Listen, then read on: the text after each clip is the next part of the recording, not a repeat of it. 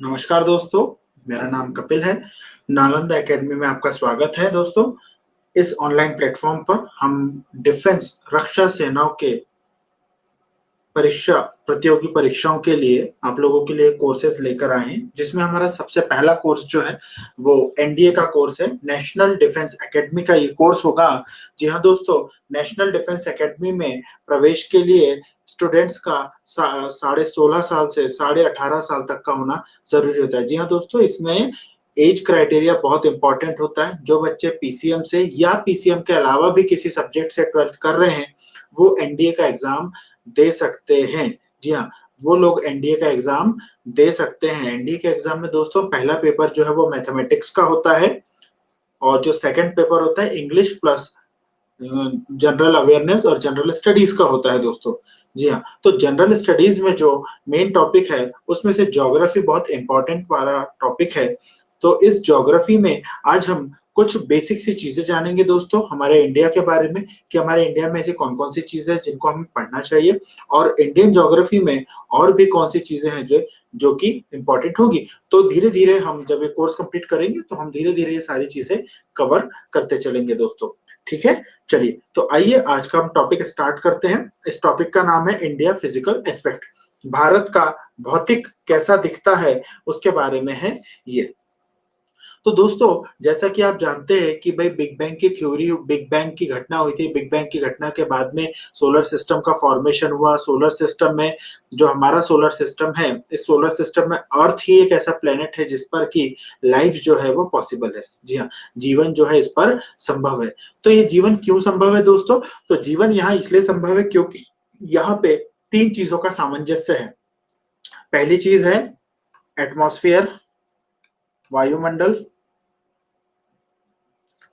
फिर है लिथोस्फीयर और लास्ट में है हाइड्रोस्फीयर। जी हाँ दोस्तों, हमारी अर्थ पे ये तीनों चीजें ही है। जब ये तीनों चीजें किसी जगह पे होती है तो वहां पे एक नए स्फीयर का बर्थ होता है, उसको कहते हैं बायोस्फीयर। जी हाँ, तो हम जो आते हैं वो आते हैं दोस्तों बायोस्फीयर के अंतर्गत हम लोग आते हैं।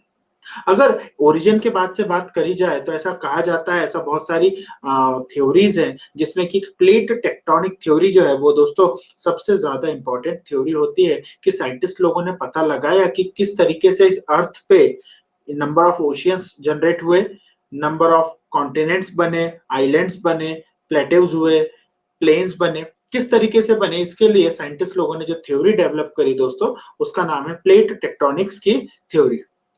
अब जैसा कि आप सब लोग जानते हैं कि जो हमारी अर्थ है ये कंटिन्यूअसली अपने एक्सिस पे भी रोटेट करती है और अराउंड द सन भी रोटेट करती है। तो जब भी कोई चीज मोशन करती है, मूवमेंट करती है, तो उसके अंदर और बाहर कुछ फोर्सेस डेवलप हो जाते हैं। जी हाँ दोस्तों, तो हमारी अर्थ के अंदर और अर्थ की सरफेस के ऊपर 2 तरीके के फोर्सेस जो हैं, there are 2 type of forces working on the earth. One is exogenic forces and second one is endogenic forces, internal forces और एक्सटर्नल फोर्सेस। जी हाँ दोस्तों, एंडोजेनिक एंड एक्सोजेनिक फोर्सेस। तो जो अर्थ है हमारी, अर्थ को एक्चुअली जैसी अभी दिख रही है वैसी बनाने के लिए या वैसे ही रखने के लिए जो फोर्सेस लग रहे हैं दोस्तों, वो फोर्सेस कौन से हैं? एंडोजेनिक फोर्सेस है और एक्सोजेनिक फोर्सेस है। अर्थ के अंदर से भी फोर्सेस आते हैं और कुछ फोर्सेस जो है वो अर्थ के ऊपर से भी काम करते हैं। तो ये फोर्सेस अर्थ की सरफेस पे डिफरेंट डिफरेंट टाइप के शेप्स जनरेट करने का काम करते हैं दोस्तों। तो जब ये बायोस्फीयर बना और जब ये प्लेट टेक्टोनिक्स हुआ तो ऐसा कहा जाता है दोस्तों कि पूरी दुनिया जो थी पहले सिर्फ एक बड़ा लैंडमास थी। जी हाँ, पूरे जो कॉन्टिनेंट्स थे वो सारे यूनाइटेड थे और जब वो यूनाइटेड थे तो उन सबको क्या कहा गया दोस्तों? उन सबके लिए दोस्तों नाम दिया गया सुपर कॉन्टिनेंट का। जी हाँ दोस्तों, सुपर कॉन्टिनेंट का नाम दिया गया उस चीज को, सुपर कॉन्टिनेंट का। और कुछ साइंटिस्ट लोगों ने उसे पेंजिया का नाम भी दिया। जी हाँ दोस्तों, कुछ साइंटिस्ट लोगों ने उसे पेंजिया का नाम भी दिया है। तो ये जो आप देख रहे हैं मैं स्क्रीन पे आपको डायग्राम ये जो दिखाई दे रहा है दोस्तों, इस डायग्राम में जो ग्रीन कलर से डिनोट किया जा रहा है, ये ग्रीन कलर से जो है सुपर कॉन्टिनेंट पेंजिया को डिनोट किया जा रहा है, और उसके चारों तरफ जो ब्लैकिश आपको कलर दिख रहा है, ये ब्लैकिश कलर जो है दोस्तों, ये हमको बताता है कि ये जो बड़ा सा पेंजिया है, सुपर कॉन्टिनेंट है, ह्यूज लैंडमास है, ये चारों तरफ से पानी से घिरा हुआ है। आप सभी जानते हैं कि अबाउट 70% पार्ट पे अर्थ के जो है वो ओशियन है। जी, तो फिर साइंटिस्ट लोगों ने और इस थ्योरी को आगे बढ़ाया, और इस थ्योरी को जब आगे बढ़ाते गए तो प्लेट टेक्टोनिक्स थ्योरी, जिसमें कि एंडोजेनिक और एक्सोजेनिक फोर्सेस का इंपॉर्टेंस था साथ में, तो इन्होंने सबसे पहले क्या किया दोस्तों, इन्होंने ये बताया कि ये जो पेंजिया है इसके दो पार्ट थे, मेजर दो पार्ट थे इसके, एक नॉर्दर्न पार्ट और एक साउदर्न पार्ट। नॉर्दर्न पार्ट को इन्होंने नाम दिया लॉरेशिया, और साउदर्न पार्ट को नाम दिया गोंडवाना लैंड। जी हाँ दोस्तों, northern part of Pangaea was known as Laurasia, और कुछ लोग इसको लॉरेशिया के अलावा अंगारा लैंड भी बोलते हैं दोस्तों। लॉरेशिया के अलावा कुछ लोग इसे अंगारा लैंड भी बोलते हैं। उसके अलावा जो गोंडवाना लैंड है वो साउदर्न पार्ट हुआ करता था। फिर और इसमें डिस्ट्रीब्यूशन किया कि भाई कौन से कॉन्टिनेंट किस प्लेट से मिलकर बना है, मतलब कौन सा कॉन्टिनेंट लॉरेशिया का पार्ट है और कौन सा कॉन्टिनेंट जो है वो गोंडवाना लैंड का पार्ट है। उसके बेसिस पे जब बात करी गई दोस्तों, तो जो अंडर द जियोलॉजिकल स्टडीज ऐसा बताया गया कि जो Asia, Europe and north America है, जी हाँ दोस्तों, Asia, Europe and north America है, वो लॉरेशिया का या अंगारा लैंड का भाग है। वहीं जो साउदर्न पोर्शन है गोंडवाना लैंड, तो देखिए दोस्तों, गोंडवाना लैंड में अफ्रीका है, साउथ अमेरिका, अंटार्कटिका, ऑस्ट्रेलिया, ये चार कॉन्टिनेंट हमको यहाँ पे दिखाई दे रहे हैं। बट यहाँ पे देखिए एक छोटी सी प्लेट है, वो प्लेट है इंडिया की। तो जैसे जैसे टाइम आगे बढ़ा तो ये इंडिया की प्लेट जो है दोस्तों, ये यहाँ से सरक के यूरेशिया की प्लेट में आकर मर्ज हो गई। जी हाँ, वहां से धीरे धीरे वो सरकने लगी और यूरेशिया की प्लेट में आके मर्ज हो गई। जहां पे ये जो मेरे जगह दिख रही है दोस्तों, इस जगह पे था Tethys sea. Tethys sea, Tethys सागर का नाम आपने सुना होगा बचपन में, तो यहाँ पे जो था वो टेथिस सी था। तो आखिर ये क्यों हुआ? तो दोस्तों ये जो थ्योरी है थोड़ी और आगे बढ़ी एंडोजेनिक फोर्सेस की वजह से, तो ये प्लेट्स जो थी वो एक दूसरे से दूर जाने लगी। जी हाँ दोस्तों, एंडोजेनिक फोर्सेस की वजह से जो है ये प्लेट्स जो है एक दूसरे से दूर जाने लगी। तो यहाँ पे भी दोस्तों आपने नाम सुना होगा थ्योरीज का, theory of convergence and theory of divergence. तो दोस्तों जब हम बात करते हैं theory of convergence and divergence की, तो कन्वर्ज होने का मतलब ये होता है कि जब दो चीजें पास में आती है या कोई चीज स्टेबल है और कोई दूसरी मूविंग चीज उसके पास आती है तो उस चीज को कहते हैं कन्वर्जिंग। और जब कोई बड़े पार्ट से कोई चीज टूट के दूर जाती है तो उसको कहते हैं डाइवर्जिंग, या दो पार्ट्स जो है किसी चीज के वो दूर जाते हैं तो उसे कहते हैं डाइवर्जिंग। तो दोस्तों यहाँ पे यही हुआ कि ये जो बड़ा लैंडमास था, पेंजिया था, इसमें कन्वर्जेंस भी हुआ और डाइवर्जेंस भी हुआ। तो कन्वर्जेंस का जो एग्जाम्पल है दोस्तों वो है हमारा इंडिया। जी हाँ दोस्तों, जो हमारा इंडिया की जो प्लेट है वो रिजल्ट है कन्वर्जेंस का। जी, तो जैसे कि आप मैप में देख पाएंगे अभी कि दोस्तों ये देखिए इंडिया की प्लेट जो है यहां से डाइवर्ज हुई। ये कहां से डाइवर्ज हुई दोस्तों? ये गोंडवाना से डाइवर्ज हुई, अंटार्कटिका की प्लेट के पास से ये डाइवर्ज हुई, यहां से दूर हटी और यहां से ये आगे बढ़ी और जाके कन्वर्ज कहां हो गई दोस्तों? ये कन्वर्ज हुई है यूरेशिया की प्लेट में। जी हाँ, इसलिए अब जो इंडिया है वो एशिया कॉन्टिनेंट में देखा जाता है या एशिया कॉन्टिनेंट में गिना जाता है। उसके अलावा जब हम दोस्तों बात करते हैं तो सिर्फ हुआ डाइवर्जेंस, तो आप देखेंगे कि भाई जो नॉर्थ अमेरिका है वो वेस्ट की तरफ सरक गया, अफ्रीका जो था वो अपनी जगह स्टेबल रहा, अफ्रीका से वेस्ट की तरफ, साउथ अमेरिका भी शिफ्ट हो गया, अंटार्कटिका जो है वो साउथ पोल की तरफ शिफ्ट हुआ और ऑस्ट्रेलिया जो है वो ईस्ट की तरफ शिफ्ट हुआ। तो इस तरीके से पूरी अर्थ पे 7 कॉन्टिनेंट्स का फॉर्मेशन हो गया। 7 कॉन्टिनेंट्स दोस्तों कौन कौन से हैं? सबसे बड़े के हिसाब से बात करते तो एशिया है, यूरोप है, अफ्रीका है, नॉर्थ अमेरिका है, साउथ अमेरिका है, ऑस्ट्रेलिया है और अंटार्कटिका है, जिसमें कि अंटार्कटिका जो है दोस्तों वो नॉर्थ साउथ पोल पे है और इस वजह से वो वहां पे जो है ठंड बहुत ज्यादा पड़ती है, पोलर आइस कैप्स है हमारे, और वहां पे लाइफ जो है वो 6 महीने से ज्यादा नहीं रहती, क्योंकि हमारा जो पोल है वो 6 महीने सनलाइट रिसीव करता है, 6 महीने सनलाइट रिसीव नहीं करता दोस्तों। जी हाँ दोस्तों, अब देखिए आगे बढ़ते हैं। सो कभी कभी ऐसा क्वेश्चन हमसे पूछ लिया जाता है कि गोंडवाना लैंड जो है उसमें कौन कौन से पार्ट्स आते हैं, which of the following continent plates और which of the following countries are the part of the Gondwana land. जब इस तरीके से बात होगी दोस्तों तो इसका आंसर बहुत आसानी से आप दे पाएंगे, क्योंकि देखिए यहाँ देखिए क्या लिखा हुआ है, द गोंडवाना लैंड इंक्लूड्स, जी हाँ दोस्तों, Gondwana land includes India, Australia, south Africa, south America and Antarctica. बिल्कुल याद रख सकते हैं दोस्तों इसको आप लोग, ठीक है। चलिए अब इसके बाद में हम आगे बढ़ते हैं, आते हैं सीधे सीधे इंडिया पे।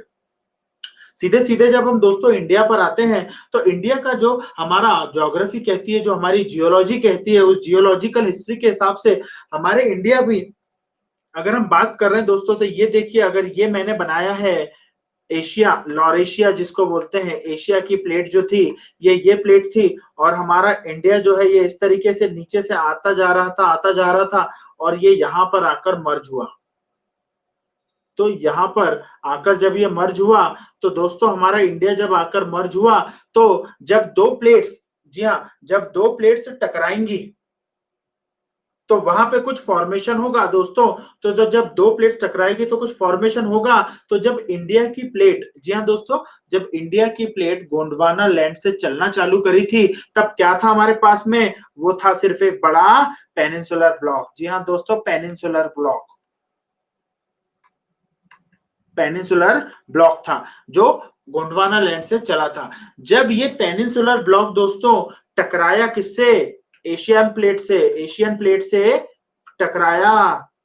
तो जब ये एशियन प्लेट से टकराया तो उसके टकराने की वजह से वहां पे जो टेथिस सी था वो वहां से हट गया और वहां पे एक नया फॉर्मेशन निकल के आया, जिसको हम लोग आज की डेट में जानते हैं द हिमालयास के नाम से उसको हम जानते हैं। जी हाँ दोस्तों, उसे द हिमालयास कहते हैं, जिसको, और उसके अलावा प्लेट्स में इंडिया की जो पेनिनसुलर प्लेट है उसमें भी कुछ माउंटेन्स का फॉर्मेशन हो गया।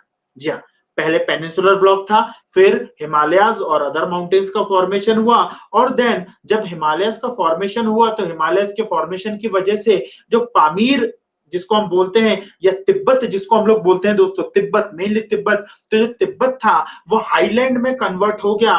तो तिब्बत जो है वर्ल्ड का हाईएस्ट प्लेट्यू बन गया उसकी वजह से, और उसी पे इतनी जोर के जो प्लेट टेक्टोनिक्स हुआ था कि हिमालय जो है वो वर्ल्ड की हाईएस्ट माउंटेन रेंजेस में से एक बन गई।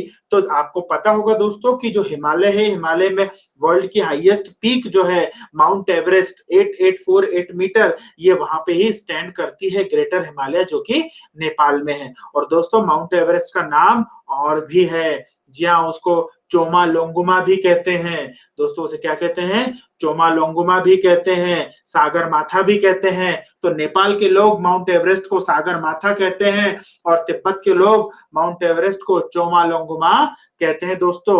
जी हाँ, और इसके अलावा भी हिमालय की और भी ऊंची ऊंची चोटियां जैसे काराकोरम है, जी हाँ, काराकोरम केटू जो है वो हमारे यहाँ कश्मीर में है, और साथ में सिक्किम में एक और है कंचनजंगा, ये भी हाईएस्ट पीक्स में से एक है, तो ये भी हमारे इंडियन टेरिटरी में आती है। तो दोस्तों ये हिमालय का बहुत बड़ा पोर्शन जो कि हाइट पे चला गया, जिसकी वजह से अब हिमालय में, जिसकी वजह से हिमालय में दोस्तों ग्लेशियर्स का फॉर्मेशन हुआ। क्योंकि हिमालय ऊंचा हो गया, ऊंचा होना मतलब एल्टीट्यूड बढ़ना, जैसे जैसे हम अर्थ की सरफेस से ऊपर जाते हैं हमारी जो है टेम्परेचर वो कम होने लगता है, तो उसी वजह से हिमालय में ग्लेशियर्स का फॉर्मेशन हुआ। और आप जानते हैं दोस्तों कि जब ग्लेशियर्स होते हैं तो जो रिवर्स हैं, बड़े बड़े रिवर सिस्टम्स, ये ग्लेशियर से ही निकलते हैं। तो हमारे इंडिया के तीन बड़े रिवर सिस्टम है दोस्तों, Indus river system, Ganga river system and Brahmaputra river system. ये तीनों ही रिवर सिस्टम हिमालय से निकले। तो देखते हैं दोस्तों, जब ये रिवर सिस्टम हिमालय से निकले, तो जब ये रिवर सिस्टम एंटर किए हिमालय के बाहर, जब ये आए, तो जब ये अपने साथ बहुत सारा डिपॉजिट इरोडेड मटेरियल लेके आए, जिसकी वजह से इन्होंने क्या किया, हिमालय का जो फुटहिल्स है वहां पे इन्होंने डेवलप कर दिया प्लेन। तो देखिए दोस्तों, थर्ड पॉइंट क्या है हमारा, इंडो गंगा ब्रह्मपुत्र प्लेन। जी हाँ दोस्तों, इंडो गंगा ब्रह्मपुत्र प्लेन मतलब इंडस रिवर से लेकर ब्रह्मपुत्र रिवर तक पूरा का पूरा एरिया जो है वो प्लेन कहलाता है दोस्तों। प्लेन वो जगह होती है जहां पे रिवर्स अपने साथ में लाया हुआ पूरा इरोडेड मटेरियल धीरे धीरे जमा करती है, जिसमें दोस्तों आपने नाम सुना होगा कि जब रिवर्स जो है माउंटेन्स के बाहर आती है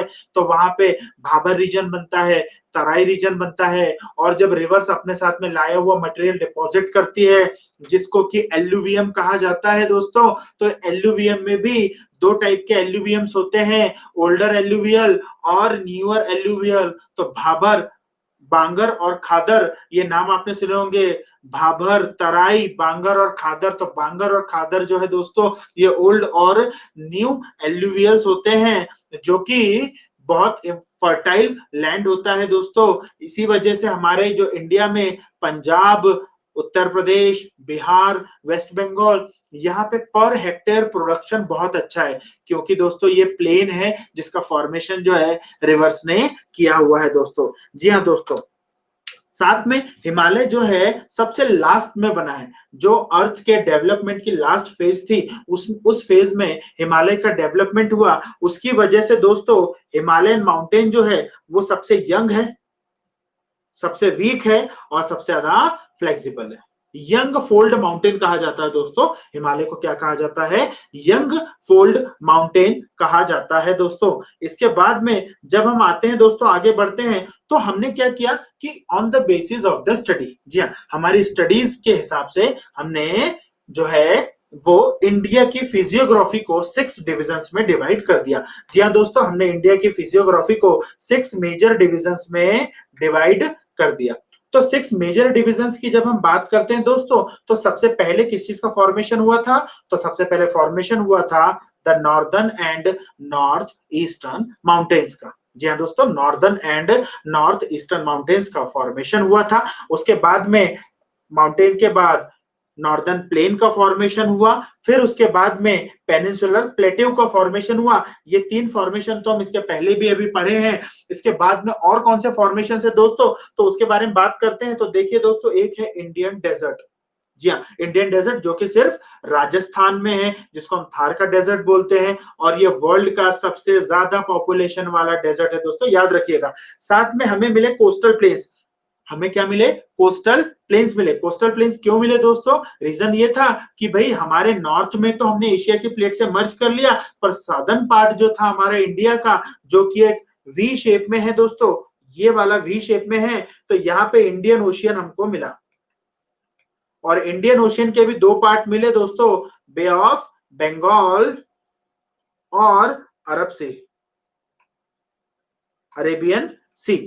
तो दोस्तों हमारे प्लेटेव का जितना भी पार्ट बे ऑफ बंगाल से या अरेबियन सी से या इंडियन ओशियन से बाउंड्री शेयर करता है, तो वहां पे हमको क्या बने मिले दोस्तों, कोस्टल प्लेन्स बने मिले। और सबसे लास्ट में कि कुछ चीजें, कुछ ऐसी टेरिटरीज जो इंडिया में आती है, बट जो लोकेट कहाँ करती है, ओशियन में लोकेट करती है, सी में लोकेट करती है, तो हमको बहुत सारे ग्रुप ऑफ आइलैंड्स भी मिले। तो ये 6 पार्ट्स हैं इंडियन फिजियोग्राफी की स्टडी के। और दोस्तों अभी तक का रिकॉर्ड है कि एनडीए, सीडीएस और डिफेंस के सभी एग्जाम्स में लगभग इंडियन फिजियोग्राफी के इन 6 फैक्टर्स पर बहुत अच्छे से जो है क्वेश्चन पूछा जाता है। बहुत बेसिक सा क्वेश्चन जो है वो पूछा जाता है, और बच्चों को लगाने में बहुत आसानी होती है, क्योंकि पढ़ने में बहुत इंटरेस्टिंग सा है। आप पढ़ेंगे, समझेंगे तो आपको याद भी रहेगा दोस्तों। ठीक है दोस्तों, तो ये एक इंट्रोडक्शन था हमारे इंडिया के फिजियोग्राफी का, या इंडियन फिजिकल का एक इंट्रोडक्शन था दोस्तों। इसके बाद में जो है अब हम इन चैप्टर्स को और ज्यादा एक्सप्लोर करेंगे। इंडिया के जो फिजियोग्राफिक डिविजन्स है, जैसे कि नॉर्दर्न माउंटेन्स है, नॉर्थ ईस्टर्न माउंटेन्स है, प्लेन है, प्लेट्यू है, कोस्टल प्लेन्स है, डेजर्ट है और आइलैंड्स है, इनकी और ज्यादा डिटेल स्टडी दोस्तों जो है वो की जाएगी आने वाली क्लास में। आप यह क्लास नालंदा एकेडमी से देख रहे थे। मेरा नाम कपिल है और ये क्लासेस जो है एनडीए से रिलेटेड एग्जाम्स, डिफेंस से रिलेटेड एग्जाम्स के लिए बहुत यूजफुल होंगी। Thank you.